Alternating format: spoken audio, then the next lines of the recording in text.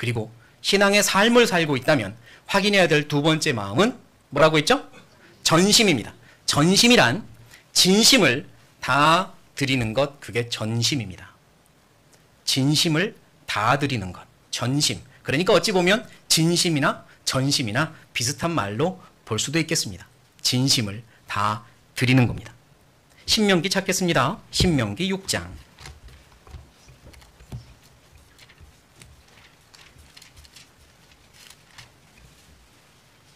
신명기 6장.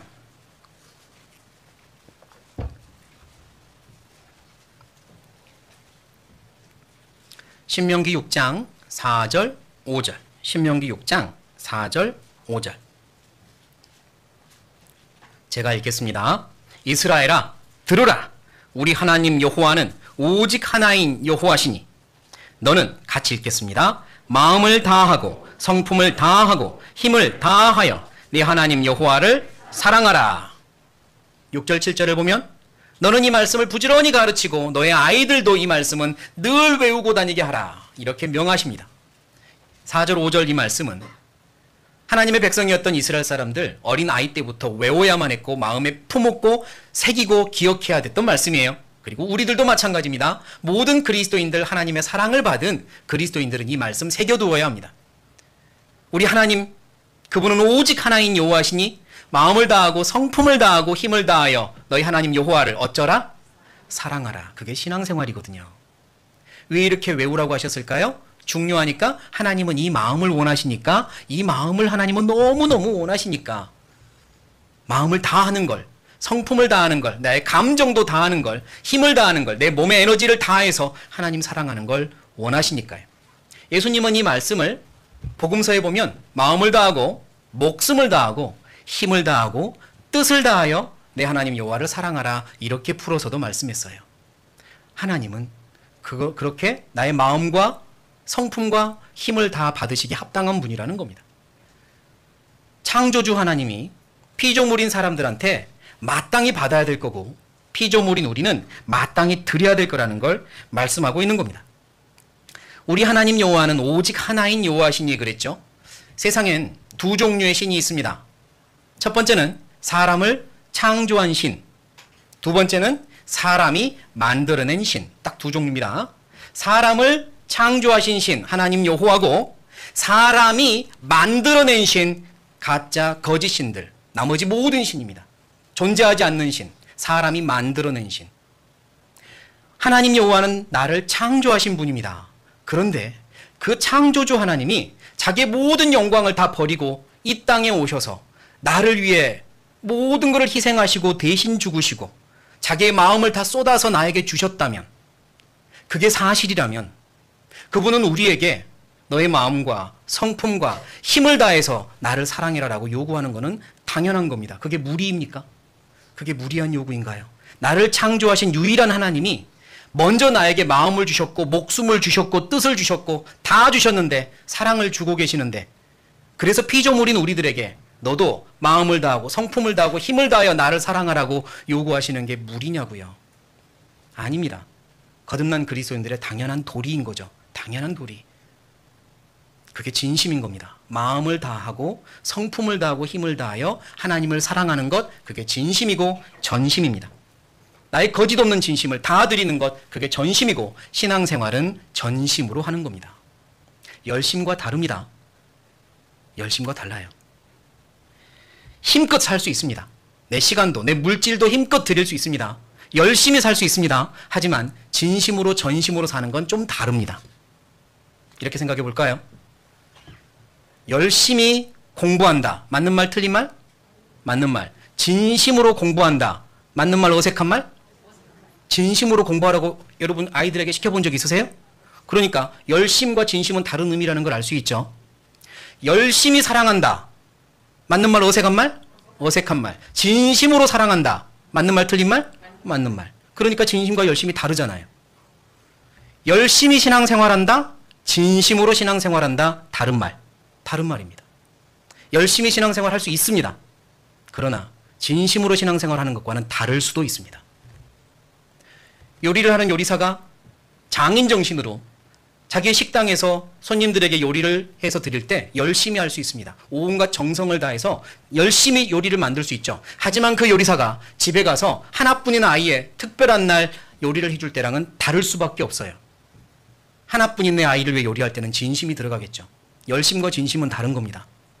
병원에서 열심히 청소를 하는 한 어떤 분이 여기저기 환자를 위하여 청소를 할 때 열심히 할 수 있습니다. 환자들의 건강을 위하여. 하지만 내 아버지가 누워있는 병실을 청소할 때는 다릅니다. 진심이 들어가죠. 열심과 진심은 다른 겁니다. 하나님은 우리에게 진심을 원하세요. 저도요. 제 삶을 돌아보면 열심히 살았습니다. 공부 열심히 했고요. 신앙생활도 열심히 했습니다. 남들보다 더 열심히 했습니다. 그런데 어느 날 깨달았습니다. 진심으로 하지 않았구나. 진심으로 하지 않았구나. 온전히 하나님께 내 마음 다 드리지 않았구나. 사람들이 보고 있으니까 했고, 칭찬이 좋아서 했고, 이 정도는 해야 할 것 같으니까 했고, 그러나 내 마음 한구석에는 나를 위한 시간 만들었고, 나를 위한 공간 만들었고, 나를 위한 즐거움 만들고 살았구나. 열심히 했지만 진심은 아니었구나 알았습니다. 가슴을 치며 후회했습니다. 진심으로 사는 건 다릅니다. 왜 이게 중요하냐면, 왜 알아두어야 하냐면, 하나님의 앞에 가면, 하나님 앞에 서면 하나님은 우리에게 물으실 거기 때문입니다. 너 열심히 신앙생활 했느냐? 이걸 물으시는 게 아니라 진심으로 신앙생활 하다 왔느냐를 물으실 거기 때문이고요. 그때 가서 당황하지 않기 위해 지금 알아두셔야 합니다. 그때 가서 당황하지 않기 위해서. 저 열심히 하다 왔는데요. 그때 당황하게 될 겁니다. 아니, 나는 네 마음을 원했다. 너의 전심을 원했다. 열심을 원한 게 아니야. 어떻게 알 수 있냐고요? 그래서 외우게 하셨거든요. 나의 하나님 여호와는 오직 한 분인 여호와시니 너는 마음을 다하고 성품을 다하고 힘을 다하여 네 하나님 여호와를 사랑하라고 외우고 또 외우게 하신 건 그걸 가장 바라고 원하시기 때문입니다. 진심이 필요합니다. 그 전심을 다 드리는 게 전심이에요. 이 말씀을 반복해서 외우고 새기고 생각하면, 묵상하면 내 양심 앞에 거울이 하나 생길 겁니다. 거울이 생깁니다. 어떤 거울이냐면, 거울아 누가 제일 진심이니? 이건 물어보는 거울이 생길 거예요.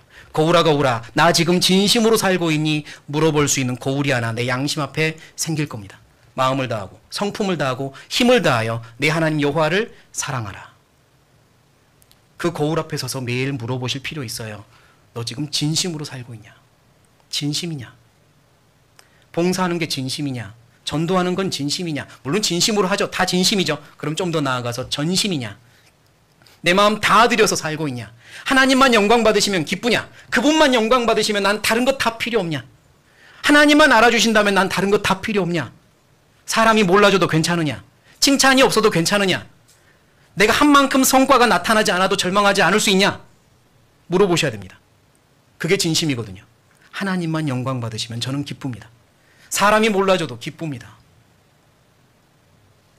그게 진심이거든요. 그 거울 앞에 서는 훈련이 필요합니다. 나의 신앙을 좀 거울 앞에 비춰볼 필요가 있습니다. 사람들을 의식하면서 살고 있는 거냐? 정말로 하나님만 영광 받으시길 바라서 살고 있는 거냐? 이 정도는 살아야 될 것 같으니까 어쩔 수 없이 그 정도를 유지하는 거냐? 이것저것 계산하면서 나한테 이득이 되니까 살고 있는 건 아니냐? 물론 정말 그렇게 사는 분들 없을 줄 알지만 내 마음을 내가 비춰볼 필요는 있습니다. 진심인지, 정말 진심으로 살고 있는지 하나님께 여쭤봐야 됩니다. 내 신앙이 진심인지 알려면요, 때로는 내가 소중하게 여기는 것, 내가 좋아하는 것, 내가 편하게 생각하는 환경들을 몇 개 거두어 가보시면 알 수 있습니다. 또는 일부러 나를 불편하게 어려운 곳에 집어넣어 주실 때 알 수 있습니다. 나의 신앙이 진심이었는지 그렇지 않았는지 말이죠. 그래서 하나님은 때로는 또 그런 테스트를, 시험을 하기도 하세요. 아브라함에게 아들을 달라고 하셨습니다. 가장 소중한 한 가지를 달라고 하신 거죠. 이삭을 달라. 그때 아브라함은 진심이 변했습니까? 안 변했습니까? 변하지 않았습니다. 아들을 달라고 해도 변하지 않았습니다. 요셉, 화목했던 가정을 하나님이 거둬가셨습니다. 빼앗으셨죠. 그리고 멀리 팔려가서 그에게 있던 자유를 빼앗았습니다. 종이 되었죠. 그러나 그는 진심이 변하지 않았습니다. 다윗은 높은 지위에 있다가 한순간에 지위를 빼앗기고 도망자 신세가 되었습니다. 그러나 다윗은 진심이 변하지 않았습니다. 에스겔은 선지자로 있으면서 어느 날 하나님이 아내를 취해 가십니다. 그래도 에스겔은 진심이 변하지 않았습니다. 욥은 그가 가지고 있던 재물들과 자식들을 하나님이 원하셨습니다. 그렇지만 욥도 진심이 변하지 않았습니다. 사도 바울은 살다가 한 번 목숨을 빼앗겼다가 살아났고요. 주변에 있던 동역자들이 등을 돌리고 사람들이 사라지기도 했고요. 자유를 빼앗기기도 했고요. 그리고 산 소망까지도 잃어버린 적이 있다고 했습니다. 소망도 빼앗겼습니다. 그러나 단 한 번도 진심은 빼앗긴 적이 없어요. 내게 있는 소중한 걸 하나님이 때로는 가져가실 때, 나를 힘든 곳에 집어넣을 때 내 진심이 드러납니다. 나는 어떻습니까? 진심으로 나의 주 하나님을 사랑하며 신앙생활하고 있습니까? 내가 그동안 살아온 건 진심이었습니까? 때로는요, 하나님께서 소중한 걸 가져가신 후에야 더욱더 진심이 순도가 높아진 그리스도인들도 있습니다. 가져가신 후에 야곱은 하나님이 그의 환도뼈를 취했습니다. 딱 부러뜨리고 절뚝거리기 시작했죠. 그때 그의 진심의 순도가 높아졌습니다. 삼손은요, 가지고 있던 힘을 빼앗겼고 눈을 뽑혔고 인간의 존엄을 빼앗겼습니다. 자존심 다 빼앗겼습니다. 그때 그는 진심의 순도가 높아졌습니다.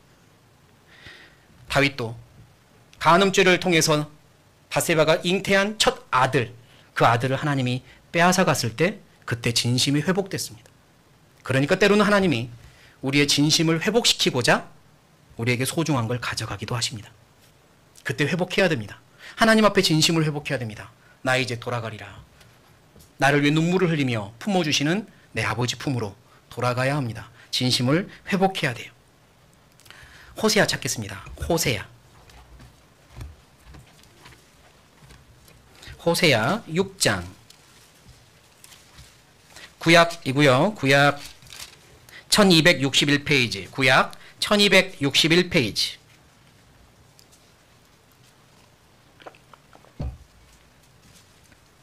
구약 1261페이지 호세아 6장 4절. 호세아 6장 4절. 제가 읽죠? 에브라임아, 내가 네게 어떻게 하랴? 유다야, 내가 네게 어떻게 하랴? 너희의 인애가 아침 구름이나 쉬 없어지는 이슬 같도다. 하나님이요, 이스라엘 민족을 향해서 하시는 말씀입니다. 에브라임아, 유다야, 이건 북이스라엘 남유다 지파를 통틀어서 하시는 말씀이고 이스라엘 전체 백성들에게 하시는 말씀입니다. 내 백성 이스라엘아, 내가 너에게 어떻게 하랴? 내가 너에게 어떻게 하랴? 라고 묻습니다. 하나님의 어떤 마음이 느껴지십니까? 분노하고 화내십니까? 아니면 아파하십니까? 슬프고 아파하는 마음이 느껴지지 않으세요? 내 사랑하는 나의 백성아, 내가 어떻게 하면 좋니? 내가 너에게 어떻게 하면 좋니? 라고 묻고 계세요. 왜 그렇게 아파하시냐면 너희의 인애는 사랑입니다. 너희의 사랑이 아침 구름이 없어지듯 아침 이슬이 없어지듯 금방 사라졌구나. 너희의 사랑이 지속될 것만 같았던 너희의 그 사랑이, 순수하게 보이던 이슬 같던 그 사랑이 사라져버렸구나 하고 가슴 아파하고 있습니다. 혹시 우리는 그렇지 않나요? 나의 진심이 사라지진 않았습니까? 하나님을 사랑했던 그 한때의 사랑이 지금은 사라진 게 아닙니까? 하나님이 어떻게 말씀하실까요? 화내고 계십니까? 아니요. 아파하고 계십니다. 진심으로 아파하세요. 사라져버린 사랑은 회복해야 됩니다. 전심이 아닙니다. 전심이 아니었을지도 몰라요. 오직 하나님만 중심을, 하나님을 내 마음의 중심으로 두고 하나님께만 온 마음을 두고 산다면 아무리 힘들어도, 아무리 세상 힘들어도, 안 입고 때로는 속된 말로 더러워도 하나님만 내 마음의 중심으로 있다면 무너지지 않을 수 있지 않을까요? 십자가만 내 마음에 가득하다면, 천국의 소망이 내 마음에 차고 넘친다면 아무리 세상이 힘들어도, 누가 나를 힘들게 해도 그렇게 쉬 없어질까요? 아침 이슬처럼. 그러지 않을 수 있을 겁니다. 진심을 회복합시다. 내 마음에 나보다 크신 하나님이 내 마음에 나보다 작게 들어와 있는 건 불가능한 거예요. 그런데 우리는 그 불가능한 걸 이루어내고 있는 그런 삶을 사는 거 아니에요? 나보다 크신 하나님이 비록 내 안에 있지만 나보다 훨씬 크게 나를 지배하셔야 됩니다. 충만해야 돼요. 내 안에 작은 곳에 제발 씨앗 심겨놓듯 하나님을 어딘가에 심어놓고 있지 마세요. 하나님 그분은 나의 전부가 되셔야 되고 내 온 마음을 다 받으셔야 됩니다. 전심으로 살아야 돼요. 신앙생활은 전심으로 하는 겁니다. 대충 적당하게가 아니에요. 합당하게입니다. 적당하게는 그 순간 딱 그 정도 자리에 맞게, 그게 적당하게고요. 합당하게는 그분이 받으시기에 합당하게입니다. 합당하게 살아야 돼요. 내 모든 걸 다 받으시는 게 합당한 겁니다. 전심으로 사세요.